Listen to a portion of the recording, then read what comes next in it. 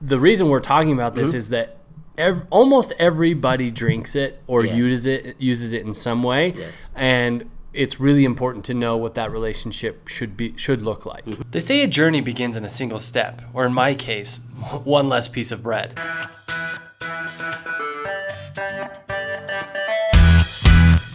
My name is Chad, and I'm your test subject. I have sought out an expert in the field of nutrition and fitness who I hoped would help me feel, better. They call him the biohacker, but I call him Eric. I hope you'll join me on a path that leads you and I to optimal fitness as we live our lives in ketosis. This is the Life in Ketosis podcast, a biohacker's guide to optimal body performance.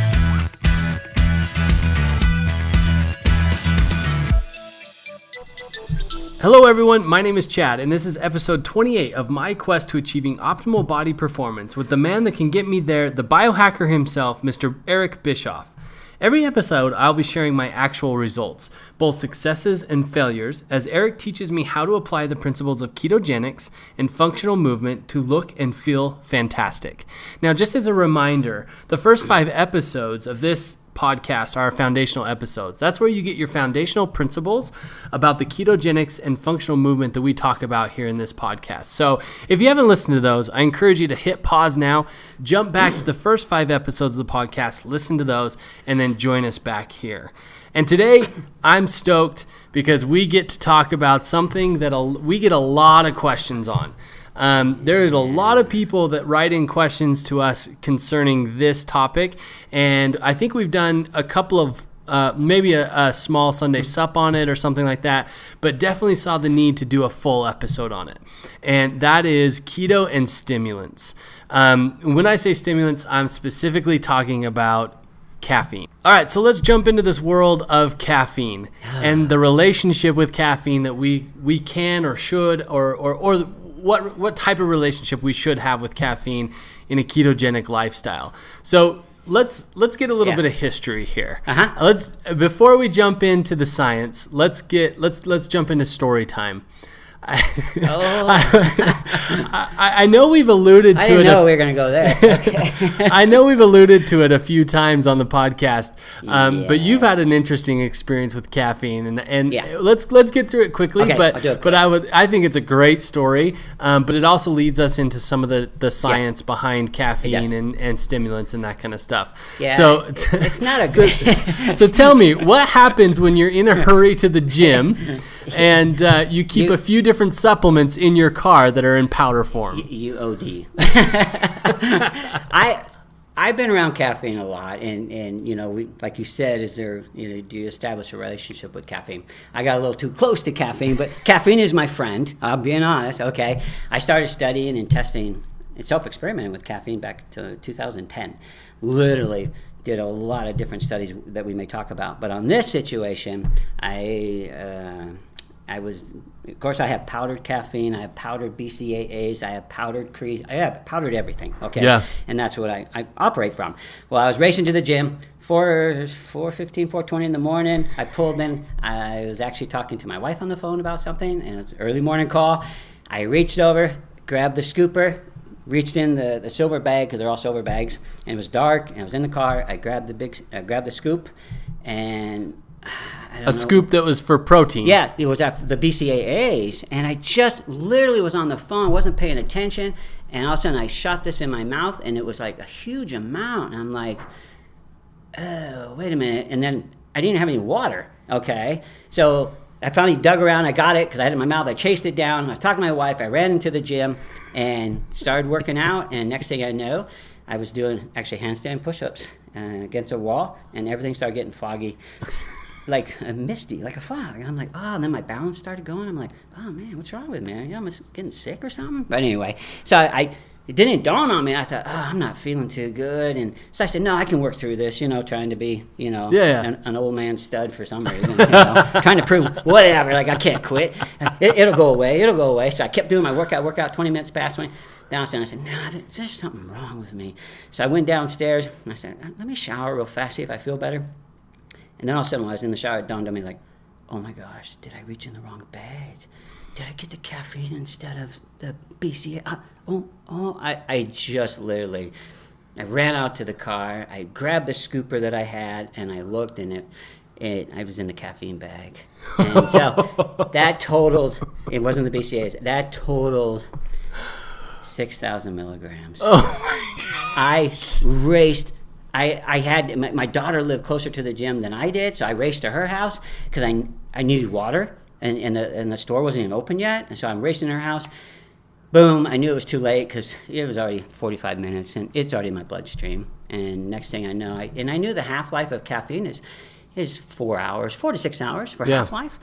And I thought... Meaning, when you call it half-life, that means at 4 hours you're going to experience the most benefit, or the most... Half of it's going to be gone. Okay, so if I have 6,000 milligrams, then half-life, in 4 hours, I'm going to have 3,000. Okay. And then in 4 more Still hours... in the bloodstream. 4 more hours, I'll have 1,500. Then 4 more hours, I'll have 750. Okay. And then it goes on, okay? Yeah. So I meant for a long day, all right? I'm like, if I get through these first 4 hours, and I thought, I got to get through the 4 hours. And so I curled up, and I was sick. My stomach wretched. I was throwing up.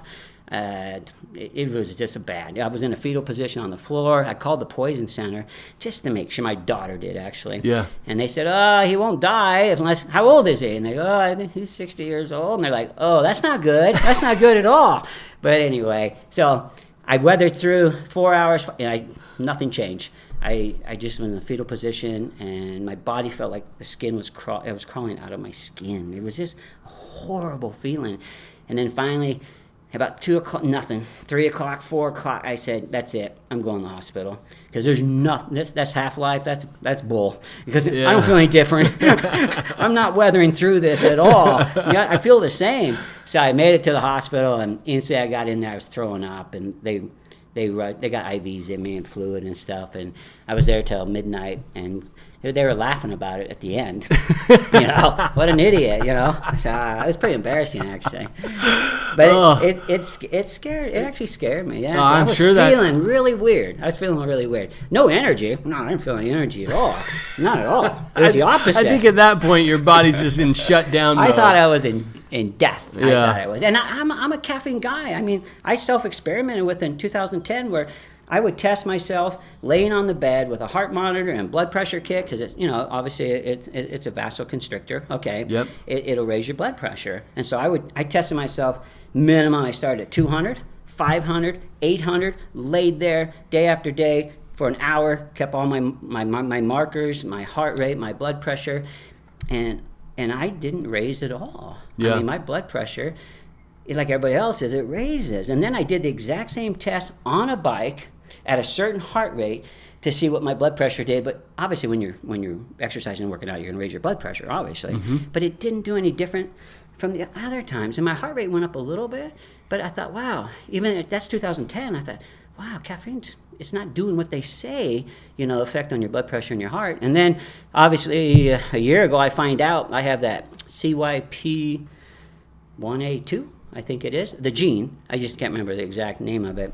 And that's a genetic, the variant. I'm actually a homozygous, meaning I'm a very fast metabolizer of caffeine and other drugs. Okay. So that turned out to be a benefit. Yeah. I mean, think about it as a slow metabolizer. I would have just been in pain for days. I would have. But I move caffeine really fast and efficiently, but I still get a pop from it. But since I have that homozygous, which is 2 variants, I move caffeine very fast. Yeah. So that was a good thing, I found out. So moral of the story is make sure you keep your powder your powder supplements separate and in identifiable bags. Yeah, that was, they say 13,000 can kill you, but they did say older guys, like me, could suffer a little bit from it. But thank goodness I have that mutation that moves it right through quick. So, that's so be careful. Don't if you buy your own powder, you gotta be careful. Yeah. In fact, there's a lot of kids, I hate to say it, there's a lot of outfits that sell bulk caffeine, and one of the good ones that I was buying from for years eventually just closed up because some teenagers were buying caffeine, and you get it, and they thought more the better, and some OD'd and died. from it. So Wow. And that's scary right now because caffeine's really easy to get. Yeah. And it is a stimulant, obviously. Yeah. So why do we want to talk about it? What? Because, go ahead.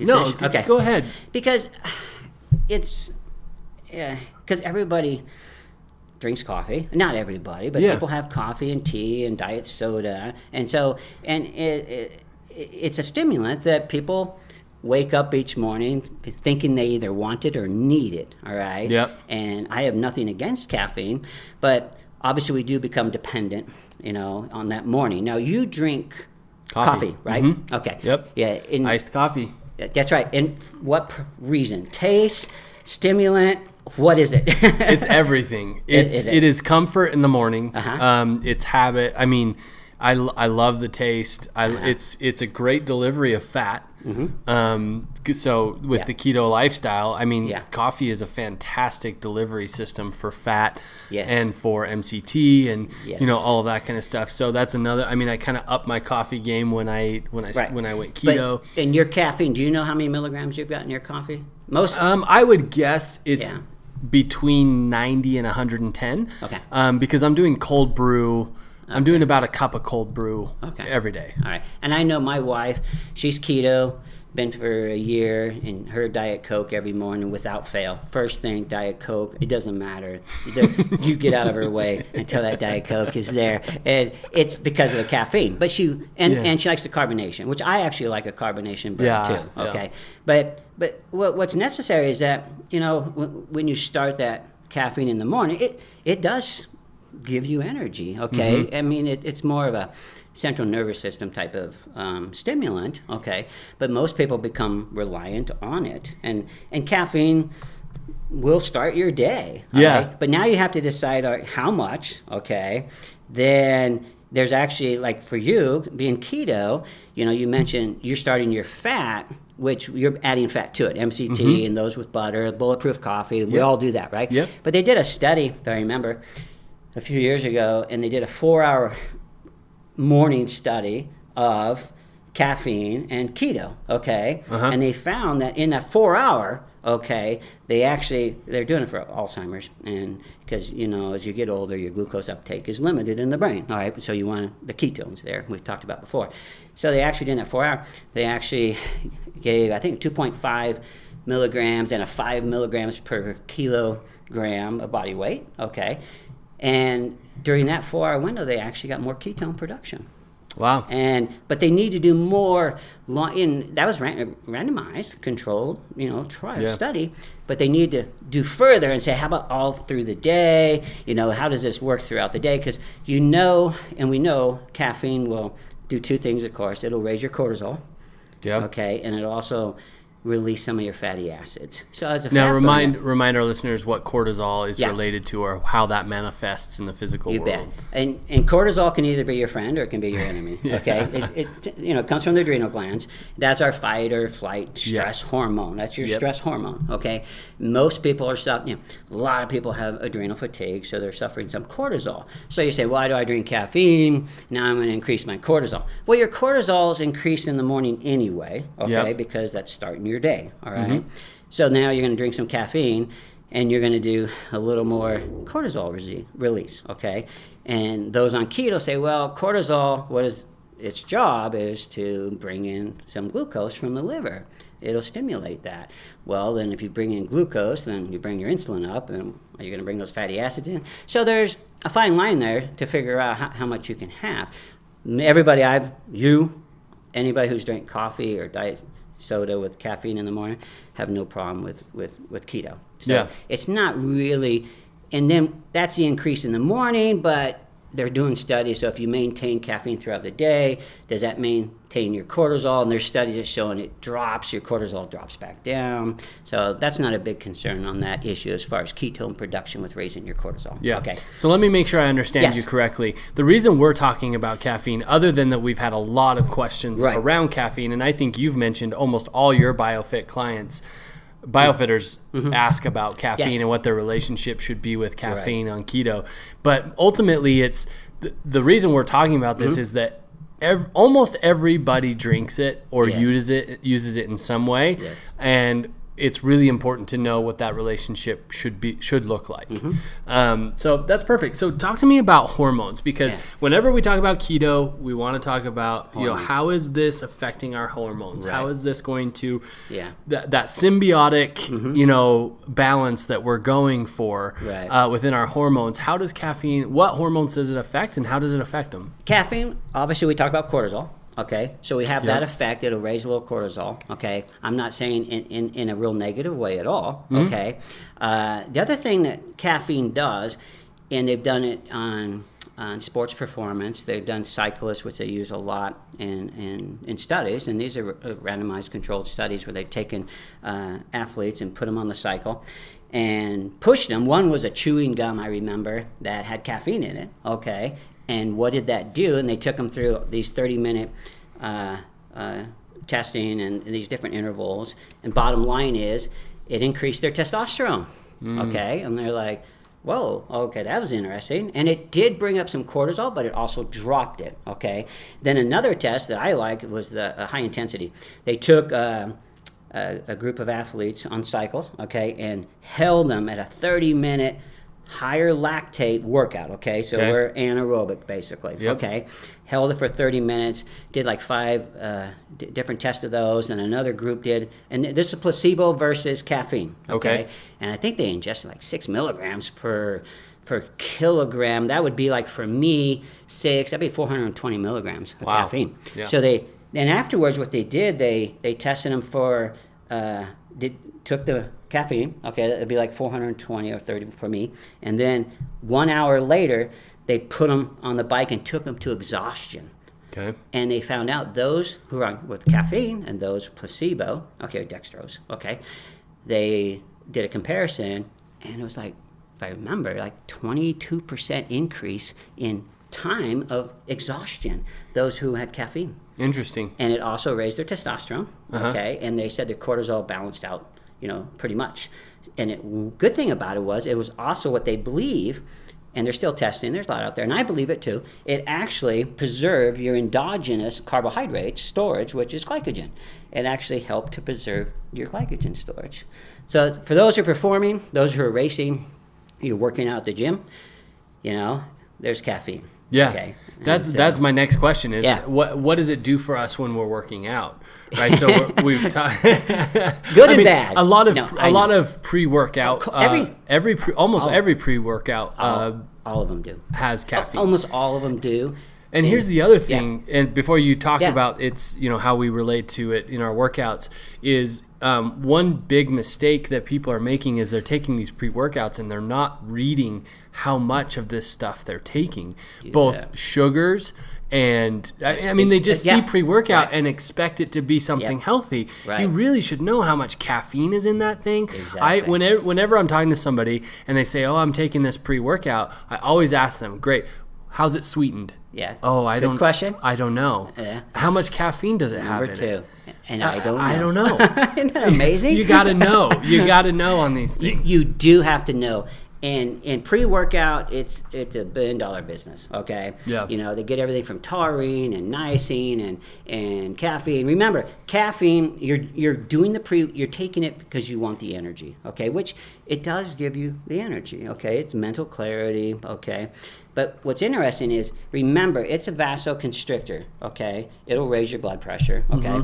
So it actually is a constrictor, but you're taking niacin. Most of them have niacin, arginine, and different things in it to promote a vasodilator.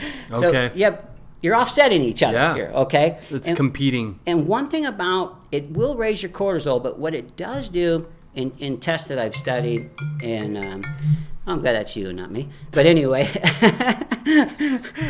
in tests that I've looked at, when you take it as a pre-workout, all right, there's something that it inhibits, okay, and that's human growth hormone, okay? And you're like, what? Because weightlifting and exercising is a promoter of human growth hormone. But if you take caffeine, especially like on 1 rep max and some resistance training, it actually limits your human growth hormone because of the caffeine, all right? But it doesn't mean after your workout when, you take your amino acids, if you're taking leucine and you start increasing your mTOR pathway, which is your protein synthesis to grow muscle, they haven't done the test throughout the day if it limits any of your human growth hormone at that time. Okay.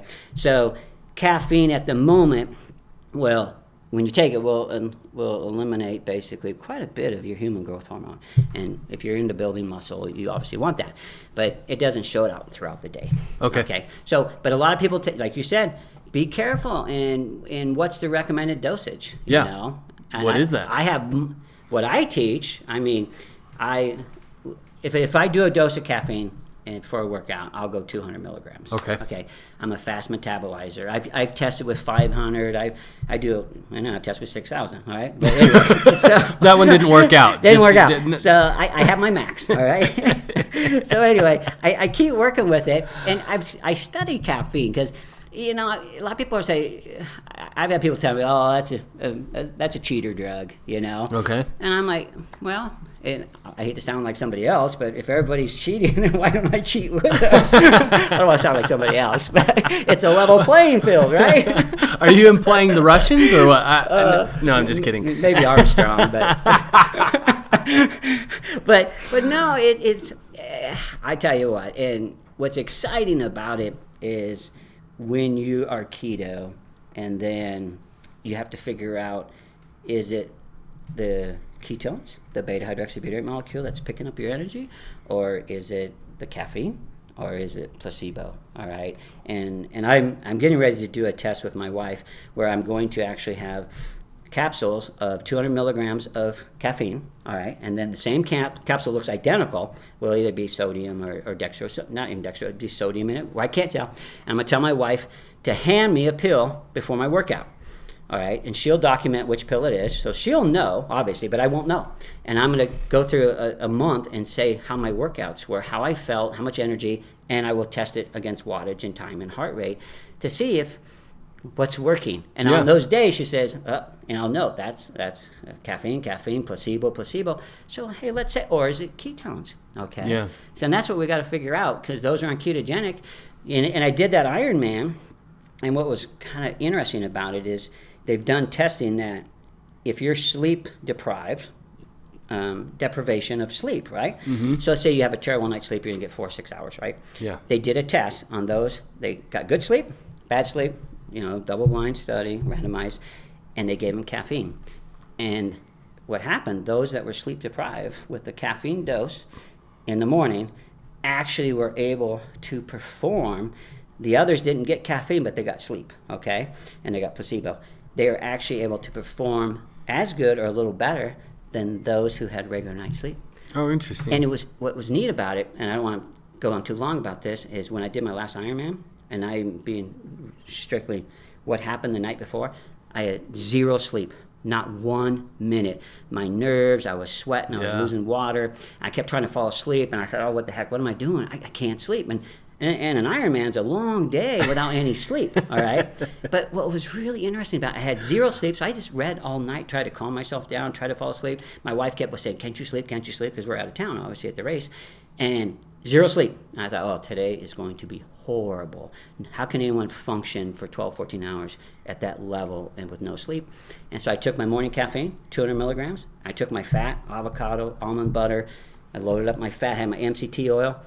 And it was amazing. I only had 200 milligrams of caffeine through the day. The rest was MCT oil and some fats. And I felt fantastic. And no sleep, deprivation completely. So I didn't have any placebo effect, I'm sure. So it was really operating on ketones. Yeah. And that's what really impressed me about the ketogenic. Well, that's great. So how does it other than what you've talked about, how does it interact with keto? With keto? Yep. Yeah, and that's what they're doing more studies, is saying, can it, obviously, it's a stimulant, right? Mm-hmm. And if it's going to, caffeine can release fatty acids, all right? There's a beta receptor there on the fat cell. So it can actually release fatty acids, which people, it's like, people use it to try to lose weight, all right? Yeah. So if it releases fatty acids, are you getting more to your liver to make more ketones, okay? Then relying upon, the workout itself to release fatty acid because your energy status says it all. If your mitochondria says, I need energy, that's energy status. It says, give me more, all right? Yeah. If it says no, then you're not going to bring fatty acids out, okay? Because your insulin's down low, all right? So they're really trying to do some more studies with the effect of caffeine on ketones. And they did that 4-hour study, which is kind of interesting. And I'll dig a little deeper in it. You know? But I really think the ketones is, remember, caffeine can cross the blood-brain barrier, okay? Ketones, beta, can cross the blood-brain barrier. So you're having these two going to the brain, so you have a stimulant. And ketones is also an energy producer, ATP, producer more than glucose. So you have two things working for you. Yeah. I think it's a good combo. Yeah. So let's rewind just a little bit. Sure. Sorry, I asked you about amounts. Yes, And I don't think we gave anything real concrete. So you mentioned that you use 200 milligrams. How do people know, or how can they test to know what works for them and actually increases performance and that kind of stuff, rather than deprivating it? And then that's a really good question. Some people do really well. Genetically, you may not know if you're a slow metabolizer or a fast, if you don't have your genes done. Okay, Yeah.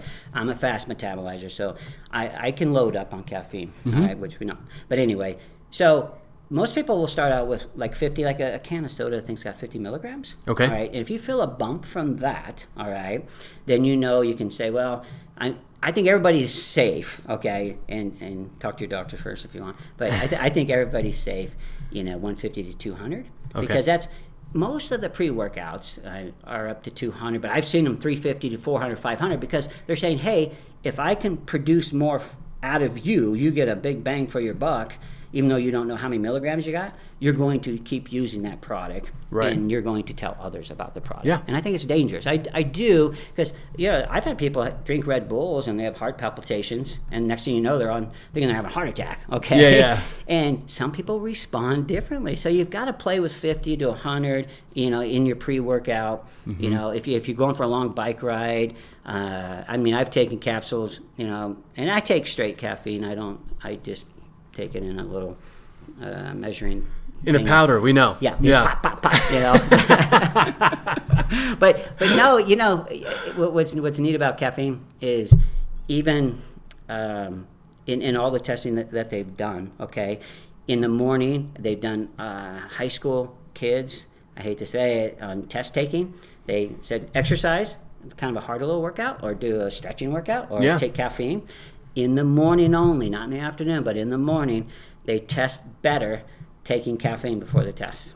Yeah, and they've done a lot of tests with Alzheimer's and memory and different things on caffeine. So I think there's some therapeutic uses out there, but you kids, got to do your homework. High school and college kids, do drugs. I know it'll enhance your performance. Well, I think it's better than Adderall or amphetamine. Yeah. That's true. So what about building up a tolerance? Is there such thing as building up a tolerance? Do we get used to the caffeine in our system? Does it no longer have as much of a kick? Yeah, it's a good question, because everything has a resistance. Okay, you build up a tolerance, right? Yep. Everything you do, and there's a negative feedback loop. Okay. Yeah. You get too much, the negative feedback. But I was looking at a study, and I wish I would have read it before. You just remind me of the study. I'm one that says, hey, before a race, okay, because I use caffeine in training, all right? Before a race, 2 weeks, cut off, no more caffeine. Next day, I get a headache. I'm one of those who will get headaches because I've been on caffeine. I'll get a headache just for the first day. But I want my resistance, I want that gone, so I'm ready to really pop. With clean slate your resistance. So race morning, bam, that 200 milligrams, in my mind, if it's placebo or real, I feel it. I've been off for 2 weeks. I'm ready to go. Give me that caffeine. I'm bomb. But I read a study that proved me wrong. And everybody out there will tell you, you build a resistance up. You're not going to tolerate it as much, so you better back off. And you're going to keep more and more and more. But they did a study with cyclists, and they did them. And their power wattage, their output, their time and everything. They took them through a test with caffeine, without caffeine. Guess what? Identical. Really? They produced the same power. 100%? Yeah, but produced the same power output. And I'm like, so they're saying, no, you don't build a resistance to it. And so many of you out there, that's the hard part you got to figure out. Placebo, is it the real effect of caffeine? Yeah. And do you have a resistance? Everybody has to figure it out for their own. Yeah.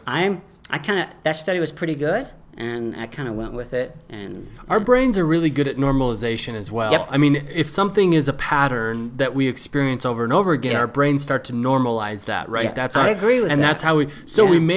we may not actually be building a resistance. We may be normalizing it, that feeling in our brains. Right. Very good point, because you're used to that pop, and like that's nothing new. Yeah. So then you say, "Well, I'm so used to it. Let's I double want a the bigger dose." pop. Yeah. Boom. Okay. Then you're like, oh, "Okay, I'm getting resistance to it." But Yeah.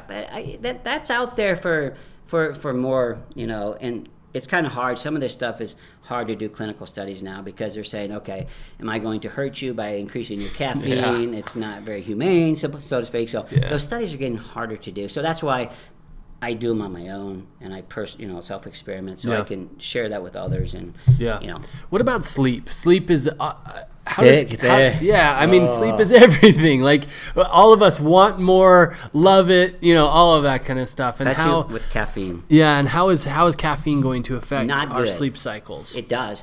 They say, there's studies out there that say that your circadian rhythm, it gets messed up if you drink caffeine in the afternoon. Okay, Yeah. I can drink a caffeinated drink and go right to sleep. Okay. Yep. I have no I'm problem. the same way. Are you? Yep. But what they're saying is the studies show in your REM sleep. Okay, that's your first few hours of really That's your deep cycle. sleep, Yeah. right? Your pituitary gland says, hey, this is the time I release my growth hormone, human growth hormone. Okay. The first couple hours of good REM sleep.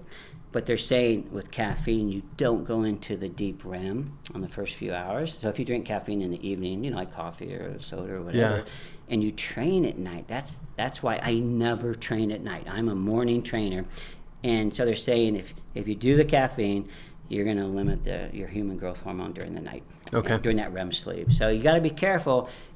Some people can't sleep after they have caffeine. Can you? I'm great. I can sleep great. Yeah, and I sleep great too after I work out. Oh, you do? I'm very much an afternoon, evening. Are you? Guy. I mean, a lot of times schedule doesn't permit, right? Yeah. You just got to get it in when you get it in. And part of my reasoning behind that, because I'm all about muscle adaptation in racing, is because if you're racing in the morning, if you're racing at 5 a.m., which I have a lot, I train, I'm training you at 5 a.m. Yeah. You're adapting mentally, physically, muscle adaptation to producing that output at 5 a.m. Yeah. And if it's 104 degrees, I'm gonna work you in your heat. I'm gonna work you in your cold. It's about that. So I'm a morning trainer. If you get me at night, I have nothing. Yeah, you're huge on I'm coining this term, pre-creating a course, right? Whatever you're doing. I don't know if it's a Spartan, if it's a triathlon, or any kind of race at all. Doesn't matter what it is. CrossFit, You do that supplementally as well? Like if whatever supplements you're going to use the day of race day, you want to use those in training as well? In training. When you take it, what time you take it, I coordinate everything. That's interesting. I'm not saying you're a machine, okay? But as far as supplements, your body will adapt, to when you're doing it, and your digestive system, everything will start coordinating. And if you're really getting for a big race, if it's not an important race, then I don't worry about it. But if you're paying a lot of money and you're flying, your equipment there, and you're really going after it, and then I'm all about adaptation to exactly what you're going to do. Yeah. Even your caffeine. When you take your caffeine, even in the race, you take your caffeine at certain times. Yeah. So that's great. Anything else you want to make sure our friends know about caffeine and keto? Be careful. Okay, obviously. Okay. Yeah. Use it wisely. Do some of your research, and I'll continue to self-experiment with it, and then we'll talk about it, like that next test I'm going to do, because I'm really curious to see how much placebo effect. Because when you take a pre-workout, you're going to have a placebo effect. Like, I just took my I have my niacin, I have my taurine, I have my B vitamins, and I have my caffeine. I'm ready to go. I'm ready to rock this workout. Because what happens if just think of the people, or you have done this, many of you have, you left your pre-workout at home, and you get to the gym. There's people that just, I can't work out without it. They're mentally just bam, okay? And then sometimes they'll say, I'm going to have my workout anyway. Then all of a sudden, I've done it. I'm like, man, I had a fantastic workout. I didn't take any caffeine this morning. Yeah. So it's always that placebo. And placebo, if it works, let it work. Yeah, absolutely. I'm all for it. Yeah, but I think a sub point of what you just said that I think is really important is don't let these supplements get so much into your psyche that you think that it's the supplements doing the work. Yes. And you can still do the work without the supplements. You really can. They enhance it, they help it, they, all of those sort of things, but I would discourage anybody from skipping a workout because they forgot their pre-workout. And I used to get really deep into it years ago in competing to where it was so many supplements, it was getting ridiculous. And I'm like, all right, why don't I just work on power? Get stronger, build my lactate up, build my energy pathways up. That's what I can do with my body. And reduce some of this stuff that you think are the silver bullets. You know? It's like having a bike in a triathlon. You think that skewer that is just a couple grams lighter than the other one is going to make a difference when you could just spit 3 times and you just saved yourself $40 for the skewer. All right? Yeah. So there's a lot. It's ridiculous. Okay. Yep. And I got caught up in that early, about 6 years ago, where I thought everything had to count. Yeah. And I'm trying to get away from that. I do have my basic subs that I think are really important for people, and then we go from there. There's definitely something to be said for simplification. Yeah. Because it keeps it sustainable. Yeah. I mean, do you want to wake up to 20 subs a day? And most of the times you say, is this really helping me? Then placebo effect versus it really, I'm big on the anti-inflammatories because of my knees. I have proof, and that's good because I actually have proof of it. But some of the stuff you don't have proof of it until, you never know. You avoided a heart attack, you avoided cardiac disease or stuff from some certain subs, which is great, but you really don't know. Yeah. Yeah, that makes sense. Well, thanks so much for biohacking with us today, Eric. Well, I appreciate it. Yeah, absolutely. I hope I helped. And I want to thank you for joining us on this quest for optimal fitness. If you're ready to begin your own journey and live your life in ketosis, be sure to check out biofitcoaching.com or Biofit Coaching on Facebook. A lot of helpful discussions, keto tips from Eric almost on a daily basis, a few times a week there, and great discussion. And you can reach out to us on those venues as well if you have a specific question. We'd love you to give us your questions. Every Sunday we do an episode called a Sunday Sup where we answer listeners' questions. So if you have a question you're dying to have answered by Eric, please get in contact with us on Facebook, Instagram, or on our website, biofitcoaching.com. And the same with keto tips. I don't know if I'm boring everybody. Like, there's Eric again. There's that biofit guy. But I'm just trying to throw them out there, and if it helps you, it helps you. No, the feedback's been amazing. People have been loving them. So, also, if this podcast has helped you in any way, please consider going onto iTunes and leaving us a 5-star rating and a review talking about what has helped you, why you like the podcast, all of that kind of stuff. That helps us reach more people, and helps people know what they're getting into before they make the investment. And finally, the greatest compliment you can give us if we've helped you in any way is sharing this podcast with your friends and families, those you love that could use this information. So until next time, stay keto.